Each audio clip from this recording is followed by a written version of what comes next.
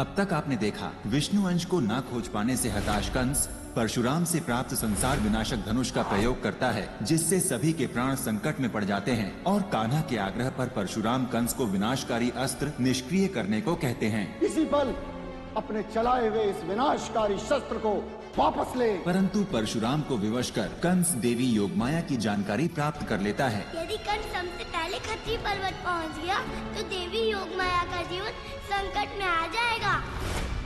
जिसके उपरांत कान्हा कंस को खत्री पर्वत पहुंचने से रोकने हेतु सूर्य देव से निवेदन करते हैं। अब आगे कौन कर रहा है ये?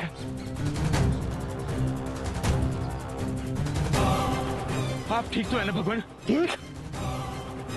तुझे ठीक कर रहा हूं मैं। जाओ जाकर जल लेकर आओ। भगवान आप ही ने तो कहा था कि हम भोजन और जल के लिए कहीं नहीं रुकेंगे। भगवान हूं मैं, भगवान को आदेश देता है। जा जल लेकर आ। जो आ गया भगवान। ओम सूर्य देवाय नमः। प्रभु के आग्रह पर श्री दिनकर, प्रभु के आग्रह पर श्री दिनकर बदल दिए गति अपनी तत्पर। प्रभु के आग्रह पर श्री दिनकर योग देवी का अहित हो कैसे, जब हो सहायक सूर्य के जैसे। ताप तेज किया सूर्य ने धारण, रुक गया कंस प्यास के कारण। तृष्णा तीव्र है कंस के मन में, ढूंढत शीतल जल अब वन में। दाऊ कान्हा, अभी तो मैंने कुछ किया भी नहीं, तो वो यहाँ कंस अचानक से रुक क्यों गया? दाऊ, यदि कंस वहाँ रुक गया है तो हम यहाँ क्यों रुके हुए हैं? यही अवसर है दाऊ, हम कंस से कूद खत्री पर्वत पहुँच सकते हैं। चलो कान्हा, चलिए दाऊ। सूर्यदेव, मेरी विनती स्वीकार करने के लिए आपका बहुत बहुत धन्यवाद।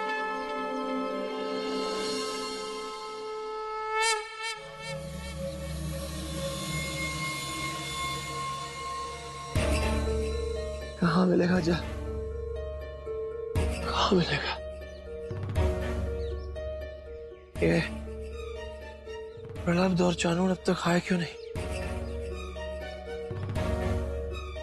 कहाँ मर गए?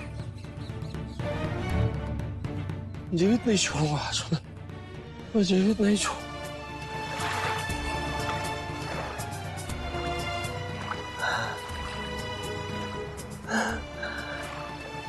राजन, भगवान कंस जुट जाते हैं, उन्हें मिल जाता है। यही तो है जल। प्रणाम चाणूर, जल।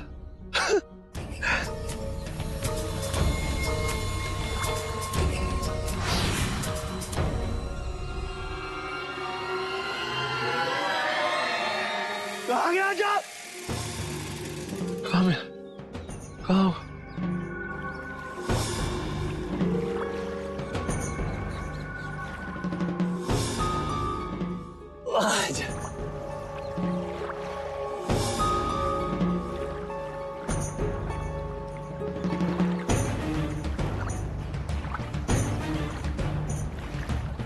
चला है।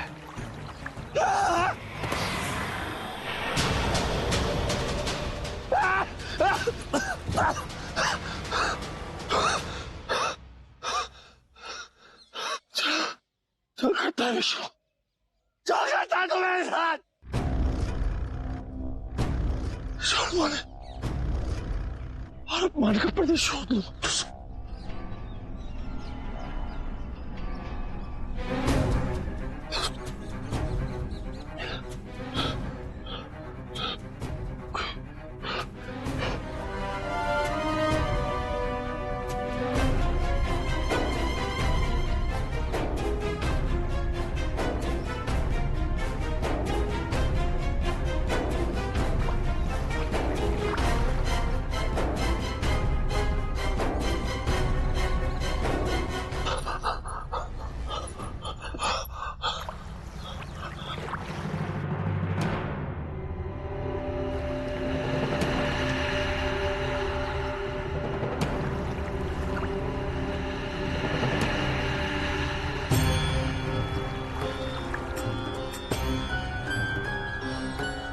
ये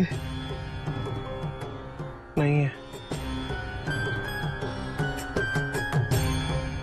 देखो, चल नीचे देखो तो जल नहीं होगा।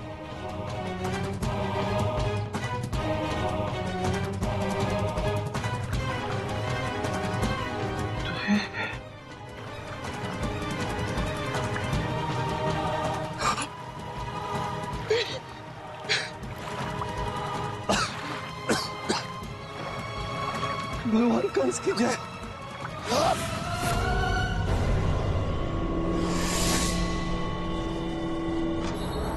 जय,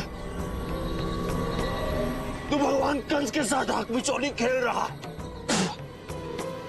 यदि तू मुझे मिल गया ना तो मैं पीऊंगा, उसके बाद तुझे मारूंगा। भगवान भगवान भगवान चल, भगवान चल।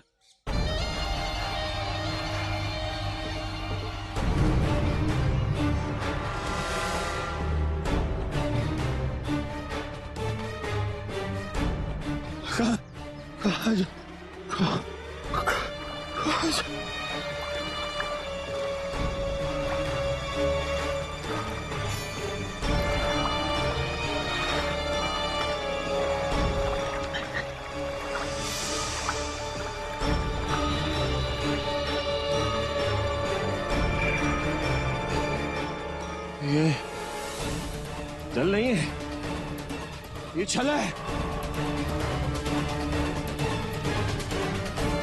जल कहीं और खोजो। भगवान ये छल नहीं, जल है। ये भगवान को हो क्या गया है? जल को देख कर भी प्यासे ही आगे बढ़ गए। हम जल लेकर चलते हैं।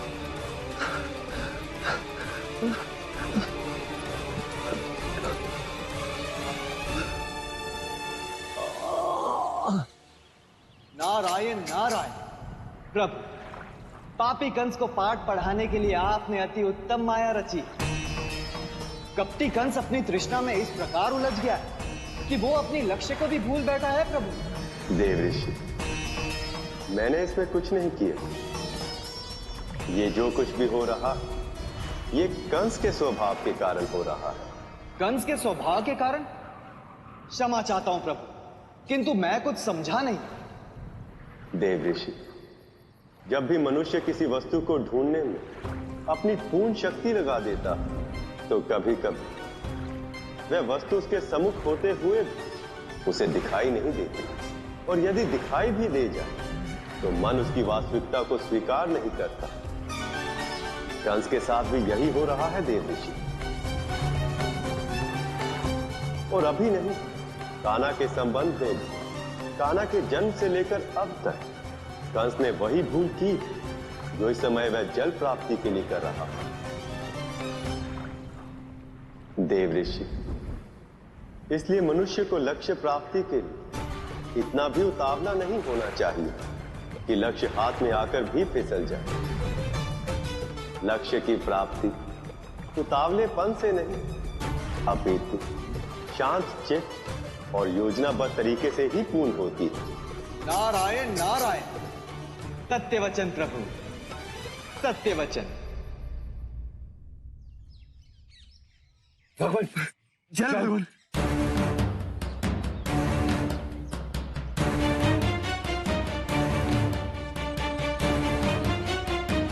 चल।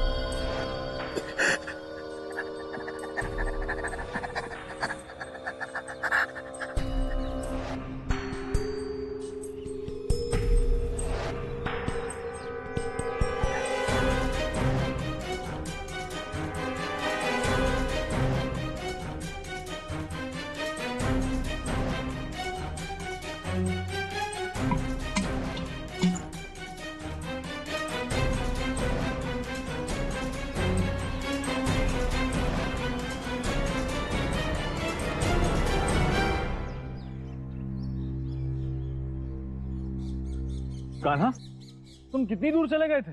बाबा, हम दूर नहीं गए थे। हम तो यह देखने गए थे कि खत्री पर्वत पहुंचने के लिए सबसे पास का मार्ग कौन सा है। लल्ला, क्या आवश्यकता थी? यदि तू मार्ग भटक जाता तो? भैया, ग्वालों का वन से बहुत गहरा संबंध होता है,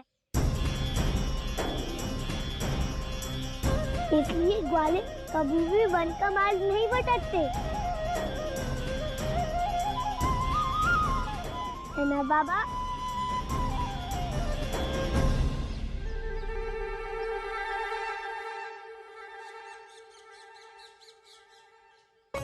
दामू काका, आपने अपने गले में यह मटकियाँ क्यों लटका रखी हैं? कान्हा, इस मार्ग में कितना भी खोदने पर जल नहीं मिलता, इसीलिए मैंने सबके लिए जल सुरक्षित कर लिया है। दामू काका, जीवन में पहली बार आपने बुद्धिमानी का कार्य किया है।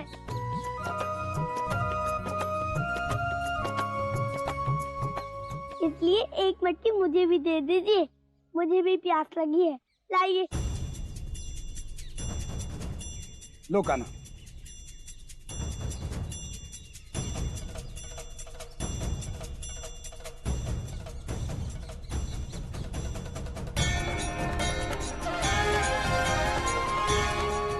कान्हा, तुमने जल पीकर मटकी वहाँ क्यों रख दी? दामू काका, आप ही ने तो कहा था कि इस मार्ग में जल नहीं मिलता।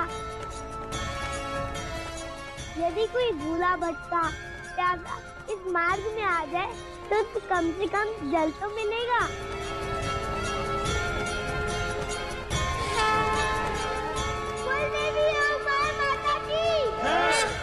चलिए दामू काका, चलो।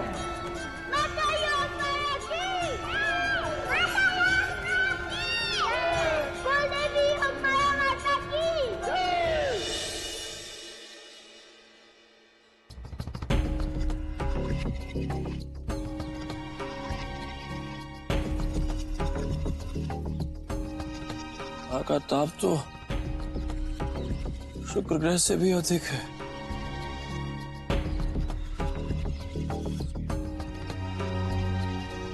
इतनी प्यास तो मुझे नारायण के उस अवतार को ढूंढने में भी नहीं लगी। जा, जा, जा।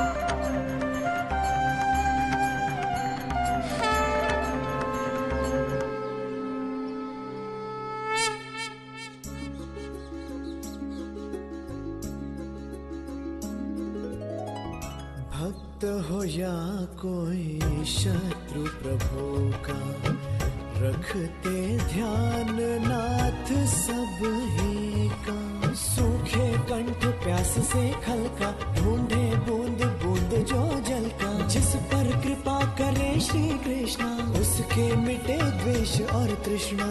हरि के हाथों का शीतल जल, पीकर कंस भी हो रहा शीतल। देखो प्रभु, भगवान कंस ने जल को स्वीकार कर लिया है, अन्यथा वो तो जल को देखकर भी उसे पहचान नहीं रहे थे। भगवान कंस की लीला है जानूर, भगवान कंस ही जान। इन्होंने ये लीला इसलिए रची कि हम दोनों को इनसे पहले जल पीने को मिल सके। सत्य वचन। देखो, अपने भक्तों को जल पिलाने के बाद कितनी तृप्ति के साथ जल पी रहे हैं। कुलदेवी और मां माता की जय।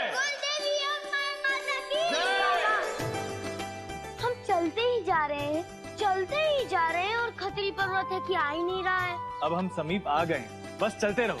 चलो चलो। दाऊ, एक और बात याद रखना, हमें किसी से पहले खत्री पर्वत पहुंचना है। हाँ कान्हा चलो। हाँ दाऊ चलिए। चानूर, तुम्हें नहीं लगता भगवान कंस कुछ अधिक ही देर से जल पी रहे? प्रलभ, वो भगवान है, कितनी भी देर तक जल पी सकते हैं। किंतु मुझे ये समझ नहीं आ रहा, इतने से मटके में इतना जल आ कहां से रहा है? किंतु ना तो जल समाप्त हो रहा है और ना भगवान कंस की प्यास। भगवान भगवान भगवान भगवान, लगता है भगवान कंस अपनी माया में स्वयं को ही भूल गए हैं। तब तो हमें अवश्य ही इनकी तंद्रा तोड़नी होगी। चलो।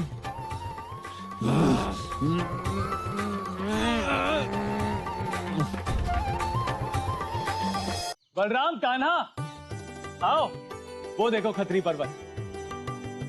किंतु काका, उस खत्री पर्वत के पीछे दूसरा वो विशाल पर्वत कौन सा है?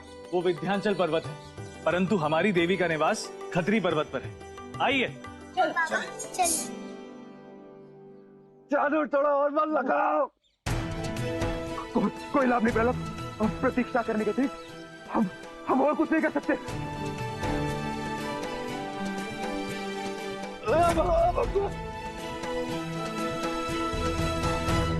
बोलो देवी योग माया की। बोलो देवी योग माया की।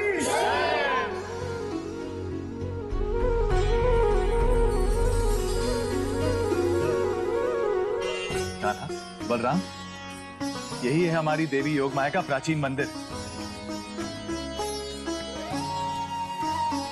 आज हम सबको इनके दर्शन हुए, हम सबके लिए सौभाग्य की बात है। बोलो देवी योग माया माता की। बोलो देवी योग माया माता की।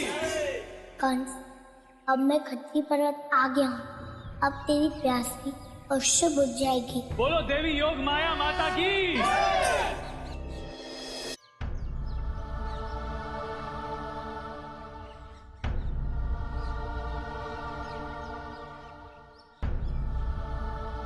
कितना शीतल जल था।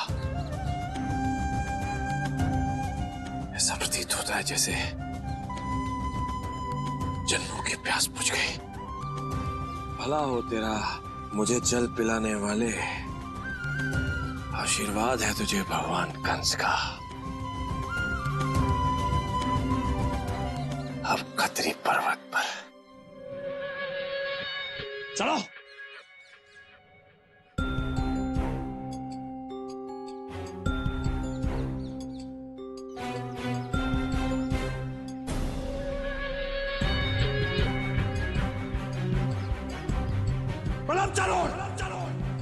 भगवान भगवान भगवान, मूर्खो, मैं एक क्षण जल क्या पीने लगा, तुम लोग तो सो ही गए। सुन रहे, खत्री पर्वत पहुंचने में यदि विलंब हुआ तो तुम दोनों को चिर निद्रा में सुला दूंगा। चलो। क्षमा करें भगवान, किंतु हमें तो पहले ही बहुत विलंब हो चुका है। विलंब? हाँ भगवान, आप सुबह से इस घड़े का जल पी रहे थे और जल पीते पीते ही आपने संध्या कर दी। वो देखिए भगवान, पूरे बस डूबने को ही है।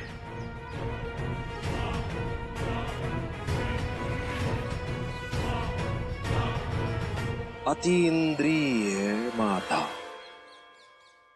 तेरी अद्भुत माया।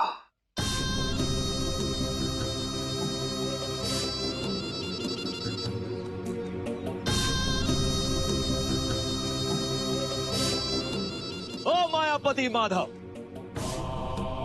तू तो विजयी होकर भी पराजित हो गया। तूने मुझे अपनी माया से रोककर अपनी ही शक्तिहीनता उजागर कर दी। इससे स्पष्ट हो गया तू योग माया को बचाना चाहता है, किंतु मैं तुझे वचन देता हूं, ना तो तू योग माया को बचा पाएगा और ना ही अपने अवतार उस बालक को